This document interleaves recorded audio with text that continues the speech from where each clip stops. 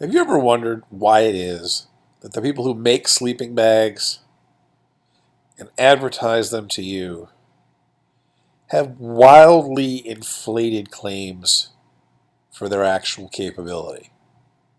In other words, why is it that when I'm in a bag that's rated for 40 degrees and it's 55 degrees outside, why are my teeth chattering? If you ever wanted to know the answer to that, stay tuned. It's actually a fairly interesting story and you might learn something. So here we go. All right. The place to start this story is actually not out on the trail, but back home in your bed. Now, whether you're an outdoors person or not, anybody you talk to on the street, if you ask them, when you're home in bed, how do you stay warm? They're going to say, well, I use my blankets, of course. If I'm cold, I put more blankets on, and that's sort of how it goes. Why are you asking me such a stupid question? But it turns out that answer is actually incomplete. We're also used to sleeping in beds. None of us have really thought very much about what a bed actually does in terms of keeping you warm as well as keeping you comfortable at night. Everybody just thinks the mattress is, well, that's the soft thing to sleep on. That's what it is. But it's more than that. It's also an important part of what keeps you warm when you're asleep in it at night. And really, it has two roles. The first is it's a thick layer of insulation. There's insulation in the mattress. There's insulation in the pad on top of it.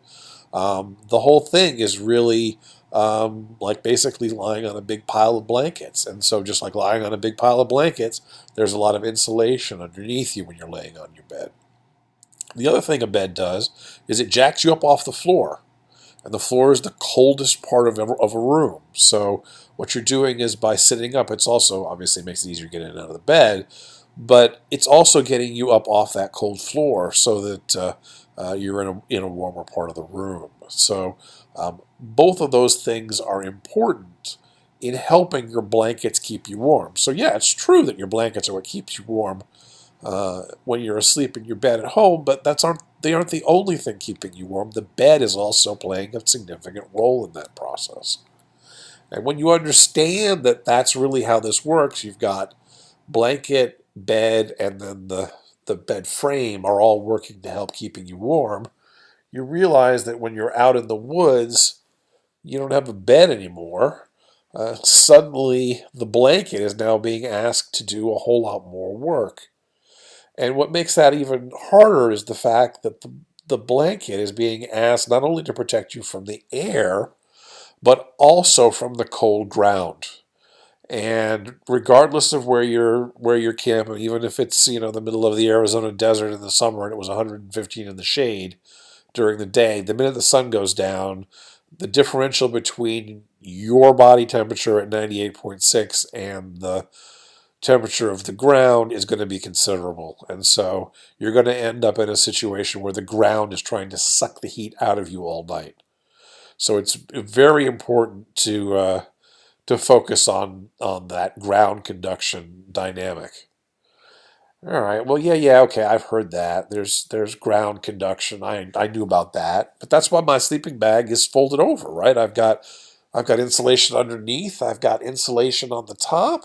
The insulation on the top is for the air. The insulation on the bottom is for the ground. So I'm insulated. So I'm good. So what's the big deal? Why is this such a big deal? Well, it turns out that your sleeping bag is actually pretty lousy at keeping you warm from underneath. And the reason why is compression. Insulation is just basically trapped air, but when you lay down on your sleeping bag, what you're doing, it's like pressing the air out of a balloon. You're pressing that air out and compressing the insulation down so that it doesn't provide very much insulating value. And indeed, a lot of ultralight hikers now are foregoing the sleeping bag entirely in favor of a quilt because they've realized that they're carrying the weight of that the bottom part of their sleeping bag, but they're not getting very much thermal value from it. Um, and here's that picture here, just shows a book sitting on top of a sleeping bag, and see how much heavier, and that's not even that heavy of a book, but see how the weight of the book is compressing that down. That's just like the way your body compresses the insulation. So, All right, so you've got this situation where you've got a problem because your own weight is compressing the thing under, and now you don't have very good insulation under you, and the cold ground's going to suck heat out of you. Um, Really, what you need to do is think of your sleeping bag as just one part of a three-part system, which is what really keeps you warm when you're out in the backcountry. That three-part system really is the tent or the tarp that you're under, which keeps the rain off of you, and it also has an important role in reducing or limiting the wind on you. So you're not getting sort of cold air constantly blowing over you. You get sort of still air inside your tent. Tarp provides less protection that way, and of course, obviously, there's bug issues as well. But your sleeping pad is really the thing that protects you from the ground. And the sleeping bag really is performing the role of the blankets in your bed. It's really only protecting you from the air above you and on the sides. So, got to pay attention to all of those three things. All right, so we got this situation where we got all these other dynamics that are about keeping me warm when I'm in the backcountry. Turns out there's another layer of complexity here because there's not one kind of sleeping pad. Instead, there's a whole variety of sleeping pads, and here are two that are sort of at the extremes. The one on the left here, the Expand Mega Mat, this is an enormously heavy, big thing, which really is sort of almost a residential mattress. It's for the most plush, sort of glamping, car camping kind of folks who are willing to. Just the mattress alone weighs 5 pounds, so you're definitely not going to go backpacking with the mattress there on the left, the red one. The mattress on the right is a typical ultralight backpacking mattress. It weighs, just over a pound, but it doesn't provide much in the way of R value. It's basically just a chamber with air, and there's not much in the way of insulation inside that pad, unlike the Mega Mat. So let's imagine that I'm a manufacturer of sleeping bags, and I'm trying to sell more of my product. Which of these two pads would I want to test my sleeping bag on? Well, it's really a no-brainer. Any sleeping bag is going to perform better with a warmer pad. Any sleeping bag is going to perform worse with a thinner pad. And so if I'm going to be testing out a sleeping bag and trying to pick a temperature rating, I'm going to provide favorable conditions to that. And there's excuse me, an easy way to do that by simply, goosing the test by using a very heavyweight car camping back pad. And if that weren't a big enough problem, there are a lot of other issues that go into whether you're going to be comfortable with a particular sleeping bag or not. Some of them are obvious. What are you wearing to bed? The more clothes you're wearing, then the less work your sleeping bag has to do because you're already bringing some insulation into the bag. Um, if you have eaten recently, when you eat, obviously, then you have to digest that food. Digesting of that food takes energy. The expenditure of that energy creates heat, and that helps keep your core warm. So an active digestive tract as you're going to sleep is going to help keep you warm. And then, what kind of person are you? Somebody who is young and healthy and has excellent circulation and is in really good shape. They're not going to need quite as much help from their bag as somebody who might be a little older, having a little bit more circulatory problems. Are you thin or overweight? Going the other way. If you're very, very thin, you're going to have less body fat. You're going to be colder because the sleeping bag is going to have to carry a little more of the load because you don't have any insulation you're bringing yourself to the table on this. How windy is it outside? Again, that's fairly obvious. Cold wind is going to make it colder. Same with the relative humidity. And then finally, people just have different tolerances for cold. So even if you get two people who are, basically they're the same age, the same fitness level, they're using the same equipment, one of them may be cold and the other one may be perfectly comfortable just because they've got different tolerances for cold. So that's how this actually works. And so, given all of these sort of extraneous variables that control whether you're actually comfortable or not, it's no wonder that sleeping bag ratings are a little bit sort of crazy. There's no standardized testing system. There's no requirement that the sleeping bag manufacturer disclose the testing methods. They don't have to fess up to anybody that they're using the 5.5 pound car camping pad to test their ultralight backpacking sleeping bag, even though no one would ever pair those two things together. And then I think finally the point about what kind of clothes are you wearing? Think about the little kid in the Christmas story.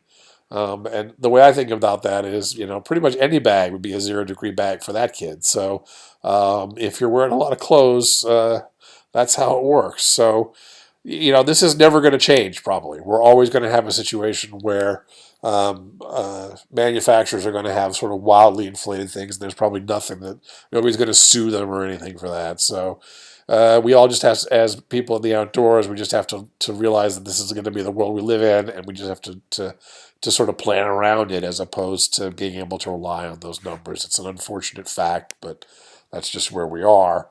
So let me just give a few recommendations for how to sort of live in this, given that none of us are likely to see a change in our lifetime. Again, this is the whole message of this is assume the ratings are wildly optimistic. I think the minimum that I would ever consider a temperature rating is I would add 10 degrees Fahrenheit or roughly the equivalent Celsius. Uh, there's just no way that most bags are going to perform for you in the real world the way they are in these sort of crazy ideal testing conditions that manufacturers like to call out. So, given that you don't really know exactly how well your bag is going to perform, it's vital for you to go and spend a night out in your backyard, camping like you were in grade school before you go down the trail. You got to rely on your equipment. I'm a big fan of testing almost anything that I use, hopefully extensively at home before I have to rely on it out on the trail. But there's probably almost nothing more important, maybe beyond the tent, um, eh, to test out ahead of time as a sleeping bag, because you don't know how cold you sleep, you don't know how well your pad works. You got to test that stuff. You got to just see whether, okay, it's 40 degrees outside. I'm going to go outside. I'm going to sleep in my sleeping bag tonight, and I'm going to see how it goes. Um, all right, so good. You've tested your sleeping bag. You seems to work. Okay, that's great. Another thing to realize is that weather people are not infallible, particularly if you're going on a multi-day trip.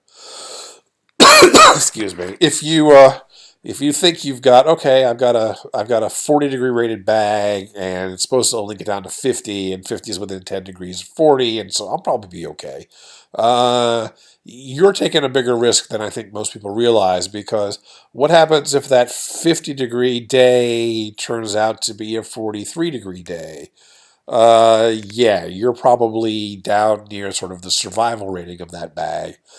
Certainly not in the comfort rating of it, and you're going to be pretty miserable. So always assume that the temperature outside is going to be at least a few degrees colder than whatever the forecast is, and plan accordingly so that you have a bag that has a little bit of slack in it if conditions are not as predicted. Forecasting is not an exact science and probably never will be in our lifetime. All right, so you've done that. You've looked at the forecast. You've picked a bag that you think is good enough. But despite all of your efforts, you now find yourself 1 o'clock in the morning. You're in your sleeping bag. You've been woken up by how cold you are. You're freezing, and you're not going to get any sleep the rest of the night if you don't figure out how to get warm. Well, I think you should have a backup plan for that scenario, even if you've done your homework. And the most obvious way to deal with that is to have a few extra clothes along. You have an extra sweatshirt, you have an extra hat, something like that. Like long johns or an extra pair of long pants, something like that to put on.